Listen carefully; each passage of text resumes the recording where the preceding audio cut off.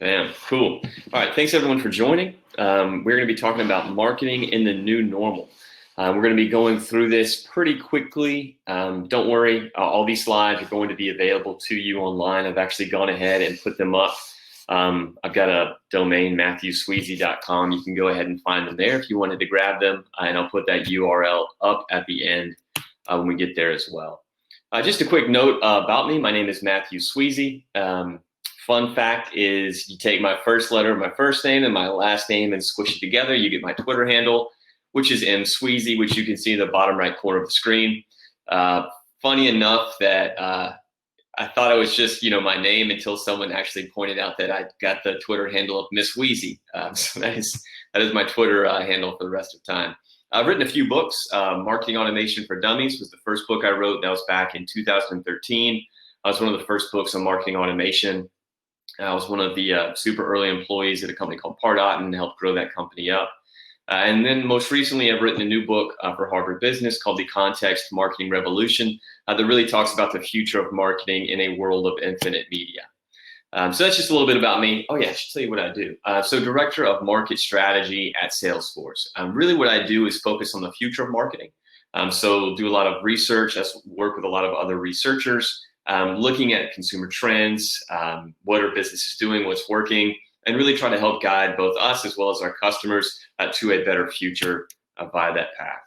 So what are we going to talk about today? Well, we're going to talk about a lot of different things, but really what I want us to talk about in terms of what we need to be doing in this new and next normal, one of the biggest things that I just think is kind of obvious that we all must be focusing on is this concept of agility. The amount of change that we're having to go through, the rapid pace of change is just pretty insane. And so this is pretty much the only thing that I've seen that's been consistent across organizations as a discipline that's really helping them progress quickly. And the reason is quite simple, because we have no clue what's going to be happening. And as you can see, these are all viable, possible futures. However, even the best futurist in the world we work with, his name's Peter Schwartz, he'll tell you this is the most uncertain time he's ever seen in his career, and he's 75 years old. Just kind of give you some scope of the amount of uncertainty just in tomorrow. So with this much uncertainty, the only thing we can do is have a muscle that allows us to rapidly change to changing conditions. And specifically in marketing, what are some of those changing conditions? Well, one is personas. We had a persona of people before this entire scenario hit, and we had a pretty well-defined persona. Then COVID hits, and then all of those things go out the window. What's even more interesting, and I think that we need to be prepared for, is those personas are going to change again. So we went from having well-defined personas to now personas are shifting and changing in a pretty frequent basis. And they're going to change again at a massive level within the next 12 months. As we shift back into the next phase, we will then have personas shift back again. Now, what I've got on the screen, this is some information from Ernst & Young, and there's a lot of research that they've done. And I think it's very good research that shows essentially what are personas looking like now. And this is specifically more of a B2C consumer, how they're currently spending, kind of how they break down, and then where they are likely to go. Now, I think what's also interesting is that you should note is that just because they are a persona today, there is not a direct tie to where their future persona may be. As you can see, what they're suggesting is that one persona now may break into 5 different ones. And so we need to really stay on top of that. And the only way to stay on top of this is through embracing Agile in specific formats. Now, when I say the word Agile, I want to be clear. Agile is a very big word, meaning lots of different things to lots of different people. There's a strict Agile process. There are lots of different flavors of those processes that you may know of, Scrum, Kanban. There's a lot of them. All I really mean in terms of Agile is the concept of iterative testing, of moving us into a muscle that gets us moving in a fast, continuous pace that's based around iterations and data to drive the decisions. So that's the concept of an Agile workflow. Now, there's also another concept of Agile, which is Agile team structure. I think both of these are extremely critical muscles that we have to have now. We also have to have them for the future proofing of our business, and we'll talk about that in a second. But some of the aspects of team structure that we need to think about from an Agile standpoint and there's a bunch of here on the screen from McKinsey, as you can see, but essentially breaking out our hierarchical structure into pod-based organizations. And those pods can then be super focused on specific tasks that we know we need to have and dial in. So I would suggest making sure that you are understanding Agile, both in terms of workflow, as well as in terms of organizational structure and how to then break those down.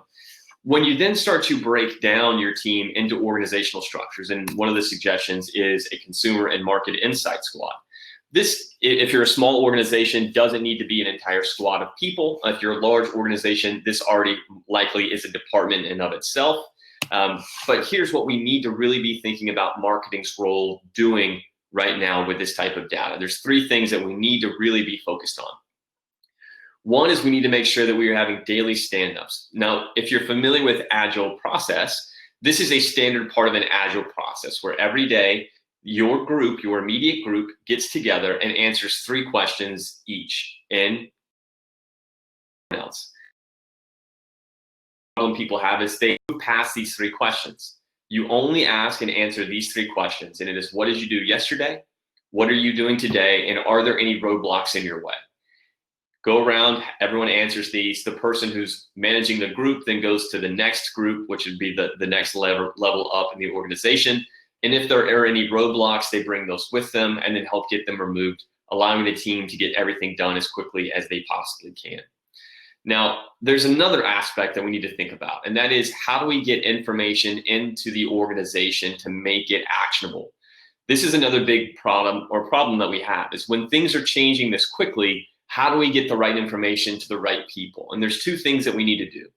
One is we need to realize when things are changing this fast, we need to have daily or weekly calls with all of our key stakeholders. That means advisory boards, that means customers, that means partners, and we need to do both 2 things. One is ask questions, and then the other is share the learnings that we're finding, because that's going to then be valuable to those people as well. Now then, what do we do with this information once we get it?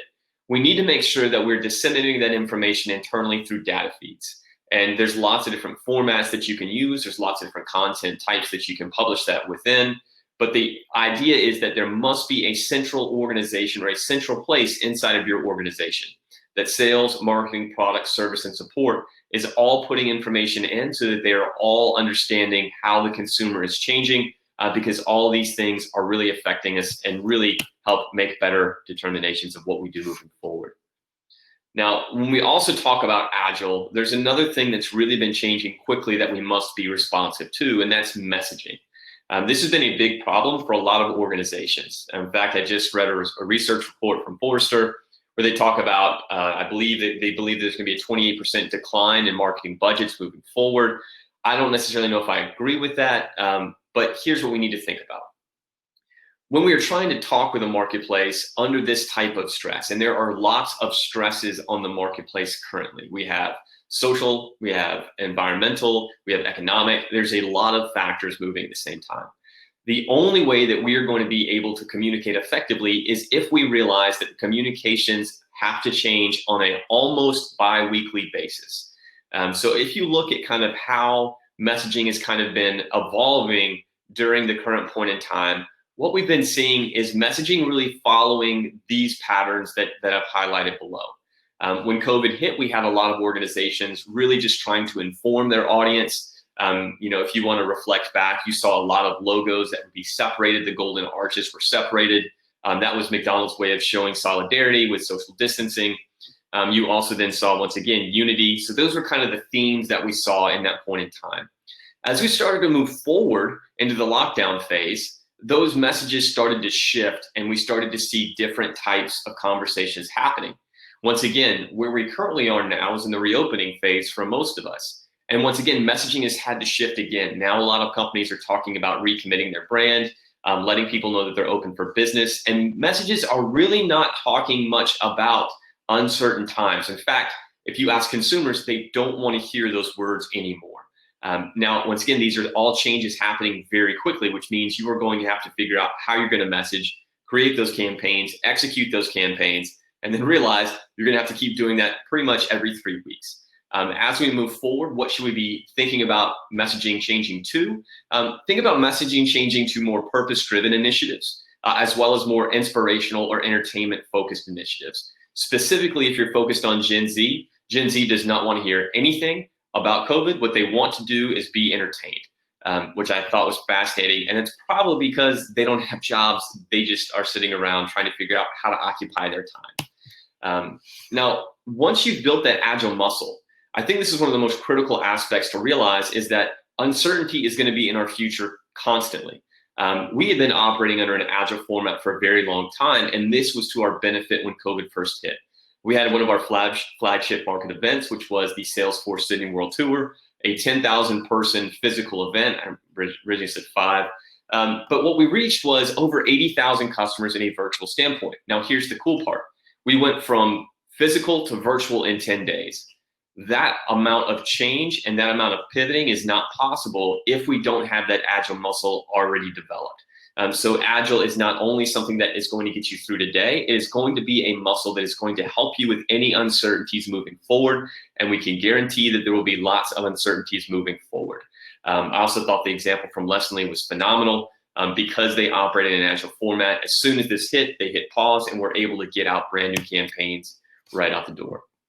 Now, let's talk about the consumer and the new consumer demands of what we have to be doing and then how we are going to deliver those things. To me, this is one of the most interesting aspects in terms of how consumer behavior is changing, and then asking the questions of which things will stick, which things will not stick. One of the things that's going to stick for a significant period of time is the concept of safety and health. Currently, if you ask consumers, this is the statistics that they'll say. They say that if you are letting them know that you are habitually cleaning high traffic surfaces, that will make them feel more comfortable. That comes from 81% of consumers. Which I find very, very fascinating, which is pretty much majority of people care if you are cleaning and keeping the place safe.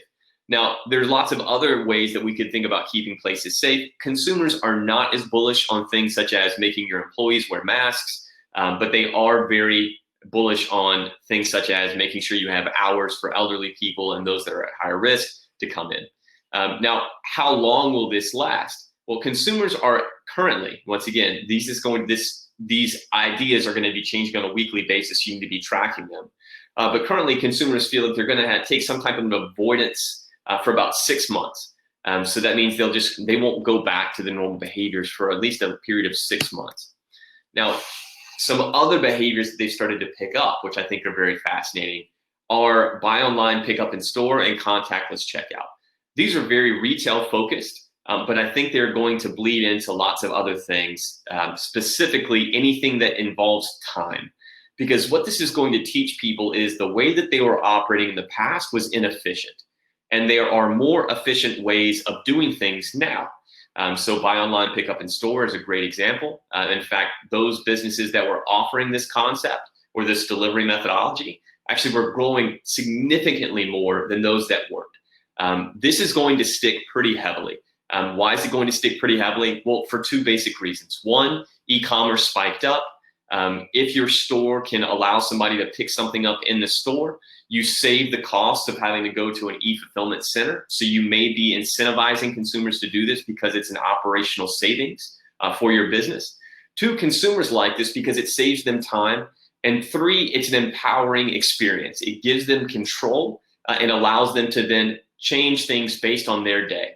So rather than playing a game for 10 minutes, they could then do all their shopping, and rather than going into the stores, they just go to the stores and pick stuff up outside. With this, contactless checkout was not something that was necessarily trending before COVID. Now it is very much a thing and very much trending, and we expect it to move forward. Once again, time savings as well as safety. So if you're thinking about what do you do with this, there's a bunch of basic things that we can easily knock down. We talked about buy online, pick up in store. If you're a retailer, you have no choice. You must do that. If you're a retailer, you must do e-commerce. And B2B also needs to start thinking about e-commerce as well, just because that consumer behavior is always going to affect their business life as well. If they know it's a possibility, they're going to seek that possibility in other places. But I think one of the big things that we need to think about is conversational marketing. I've been a big fan of chatbots and these ideas of how do we use chatbots in different ways, shapes, and forms. And that's really what conversational marketing is. Whether that is your website being dynamic and allowing you to have conversations, whether that is you using chatbots via Facebook Messenger or other deployment methods, It's understanding that you need to start investigating and investing in conversational interfaces if you haven't already. I think this statistic is just phenomenally telling that 20 billion people, this is a global statistic, that was a monthly number, sent messages between businesses and themselves that was in 2019. And look at the rate of change over 2018 to 2019. Something that is a clear signal that you must be focused on now. Now, along with all these other things, consumers have essentially adopted a new digital baseline. I think this is going to be some information that's going to help people understand and make arguments internally of why they need to make investments. Essentially, what's going to happen is all consumers are going to go back to their normal lives, throwing normal in air quotes, going back to their lives, and they're going to say the following. They're going to say, I've changed. Why haven't you changed? Specifically talking to you business. Doctor, why can't I Zoom call, right? They've all been using telemedicine. If you have not embraced telemedicine, they're going to go to people that give them that ability because it's a time savings, it's more efficient, it's a better experience. We're talking about e-commerce and how that doubled. Essentially, here's what you need to think about. Consumers have increased their use of, they've embraced all types of interactions that are brand new. The fear of change is gone. There is no such thing as a digital laggard anymore. Everyone has been forced to a higher plane. So there's a new digital baseline for everyone. So what can we think about? What do we do with this? Well, you need to make sure you're investing in your digital infrastructure to deliver the experiences that they want. Now, this seems like a duh, invest in digital, but I want you to think about what happened during the last crisis. If we go back and look at the last crisis, what we saw were the businesses that had the quickest and fastest recovery were those that invested in things that they already knew they needed to. We know we need to invest in experience. Digital is the experience infrastructure that we're going to have to scale with moving forward, double down on those things. Some other interesting things that I think that you need to keep in mind are when we talk about personas are changing, be very clear if you have a new customer that comes in, understanding why that customer came to you. Was it because their normal product was no longer available? Is it because you are a cheaper product? And if so, realize that that is a new persona that you are going to have to meet. And that persona is likely to exist with you for a period of time. We saw this happen in the last downturn. What we saw was a 12% expect to continue purchasing from new brands that they built those relationships with during that stress period of time. So if you're a brand, what can you do? Well, there's two really easy options to think about. One is the direct-to-consumer route. If you don't have a DTC business, you need to start thinking about how do you then augment your revenue streams with direct-to-consumer in e-commerce. And then the other is private label. Once again, Target did this in the last financial crisis. They are doing this again. In fact, they just launched Gather and Good, which they expect to be their #1 in-store brand moving forward. So once again, what do we do? Well, if you're a B2B, what you need to think about is investing and doubling down on account-based marketing methodologies. What we've seen is by now, about 89% of B2B brands have enlisted some form of account-based marketing. Now, underline some form, because there's a difference between strategies, but they at least know the term and agree that they are trying to use it in some way, shape, or form. So what should you be doing? Well, #1 is you need to shift your targets, focus on those based on need, lifetime value, and fastest ROI. You need to make sure you're empowering your reps with real-time intelligence. So if they are targeting specific accounts, they know what conversations to have with them. Maybe it's guided selling, maybe it's guided conversations, maybe it's account-based AI, allowing them to know who's exactly the most targeted prospect right now, what conversations to have. And if you are using some type of ABM methodology, ensure that the methodology you're using is past just basic IP targeting, because that's no longer a thing in the work from home world. So you need to kind of keep those things in mind. I think the last thing that we really need to think about is just the pace that we're going to have to increase. Events were a standard lead generation, demand generation practice for most all B2B organizations. Events have all moved virtual. And the #1 thing that we need to realize about events is the pace of events in a virtual world versus a physical world. The New York Times, they've currently increased the pace of events by 5-fold, meaning they have 5 times as many events happening currently than they did pre-COVID. Their goal is 9x. We must realize that events are going to be much more small, they're going to be more targeted, and they're going to be much more frequent. So we need to make sure, once again, this is an agile format. We need to make sure we're moving quickly and have the muscle, then the ability to execute these things quickly and move them forward. And you can see on the right how New York Times is able to do this. They've created a special task force for this.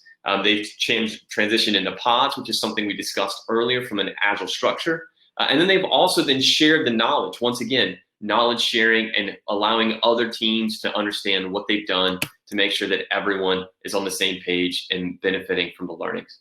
Just do a quick recap on some conclusions.